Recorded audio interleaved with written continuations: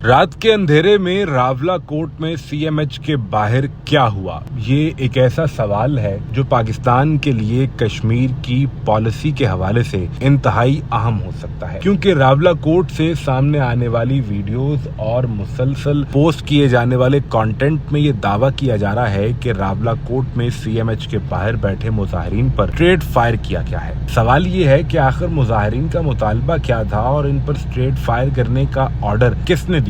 इस सारी सूरत हाल पर हामिद मीर और आजाद कश्मीर के साबिक वजीर आजम अब्दुल कयूम न्याजी ने तस्वीर का वो रुख दिखाया है जिस पर बात ही नहीं की जा रही। सीनियर सहाफी हामिद मीर कहते हैं कि आज जिस अवामी एक्शन कमेटी को भारतीय एजेंट कहा जा रहा है, सिर्फ 8 माह पीछे चले जाएं तो इन भारतीय एजेंटों के साथ बैठकर मुआहदे पर दस्तखत करने वालों के बारे में हम क्या कहेंगे। उस वक्त आपने इनके साथ मुआहदे पर दस्तखत क्यों किए। हामिद मीर ने अपने कॉलम में सवाल उठाया और कहा कि कल को आप इसी एक्शन कमेटी के साथ फिर मुज़ाकरात करेंगे जिसे आज आप दहशतगर्द करारते रहे हैं। ये मसला सिर्फ कश्मीर का नहीं बल्कि पाकिस्तान के अहले सियासत का यही अलमिया है, जो मुख्तलिफ औकात में एक दूसरे को मुल्क दुश्मन करार देते हैं, भारत का साथी करार देते हैं और फिर एक दूसरे के इत्तेहादी बन जाते हैं। अभी आप पाकिस्तान की हालिया सियासत का ही एक जायजा लीजिए तो PMLN और पीपल्स पार्टी ने एक दूसरे के बारे में क्या कुछ नहीं कहा। बिलावल भुट्टो नवाज शरीफ की हुकूमत के बारे में वाज़ेह तौर पर कहते रहे कि गिरती दीवार को एक धक्का और दो। शहबाज शरीफ ने कहा कि लाहौर की सड़कों पर घसीटूंगा। आज ये इत्तेहादी बने बैठे हैं। इसी का जिक्र हामिद मीर ने अपने कॉलम में करते हुए कहा कि जो लोग मुझसे ये पूछ रहे हैं कि इस हुकूमत को 8 माह पहले ये क्यों पता न चला कि एक्शन कमेटी वाले दहशतगर्द और मुल्क दुश्मन हैं। पिछले 1 साल में पाकिस्तान ने भारत को फौजी और सिफारती मैदान में पिस्पा होने पर मजबूर किया, लेकिन अब ऐसे गलत सियासी फैसले किए जा रहे हैं जिनका बराह रास्त भारत फायदा उठाने की कोशिश करेगा।